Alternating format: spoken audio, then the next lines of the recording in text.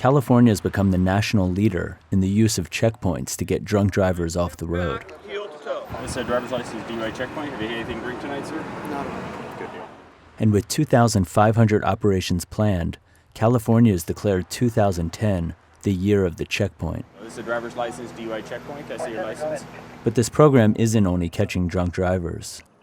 For every one DUI arrest at a checkpoint, there can be as many as 60 people cited for another offense. This is a ticket for driving without a license. Okay. In California, if you're driving without a license, most police don't just give you a citation. They do something that no other state does. All right, but because you don't have a license, we're towing the car. Can I have the key, please?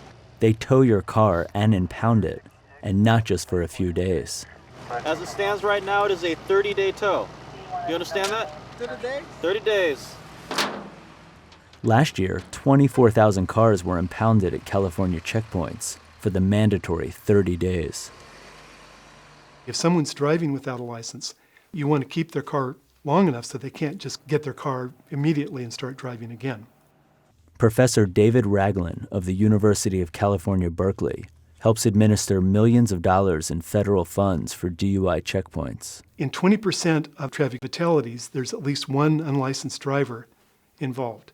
Therefore, it's extremely important that we find a way to get people without licenses off the road. Impounding the vehicles of unlicensed motorists in California is illegal and unconstitutional.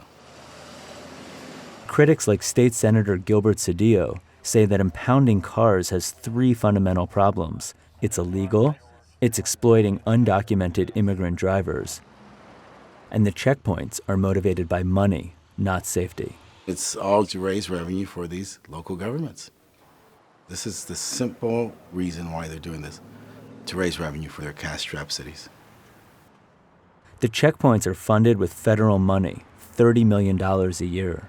But local governments and the private companies they contract to tow and store the cars earned $40 million last year.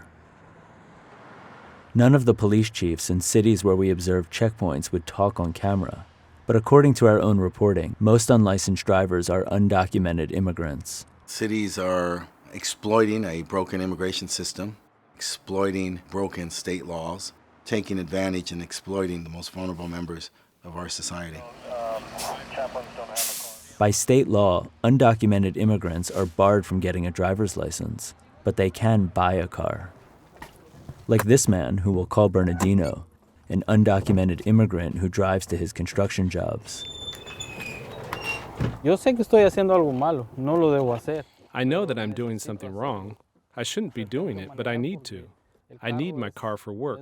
Without a car, I have nothing. Carro no puedo hacer nada. Bernardino said he was stopped at a checkpoint. Me preguntó la licencia y yo le dije. They asked me for my license. I said I didn't have one. They asked for ID. I said I left it at home. They said, okay, we're sorry, but we're going to have to take your car. Like most undocumented immigrants who are stopped at checkpoints, after their vehicle's seized, they're simply allowed to go. Law enforcement officers at checkpoints around the state say they don't call immigration authorities. We don't check with immigration. You know, it's either they have a license or they don't. And if they don't have a license, they're issued a citation and sent on their way. Obviously without a car, but they're free to go. Bernardino, like 2/3 of those whose vehicles are impounded at checkpoints, never claimed his car. It's partly because of fear, and partly because rather than pay $2,000 in fees, it's often cheaper to just buy a new car. So that's what Bernardino did. I know if they stop me, I'll lose my car again. But if I lose it, I'll buy another, because I need one. The number of impounds like Bernardino's have doubled in the past 5 years. The spike continues despite a 2005 court ruling that it's illegal to impound a vehicle if the only charge is driving without a license. Since the ruling, some law enforcement agencies, like the California Highway Patrol, have changed their policies. But most local police departments continue to routinely impound cars. The state attorney general's office says it's unclear whether the impounds are still unconstitutional. They await ruling on a new case that's now before the Ninth Circuit Court of Appeals.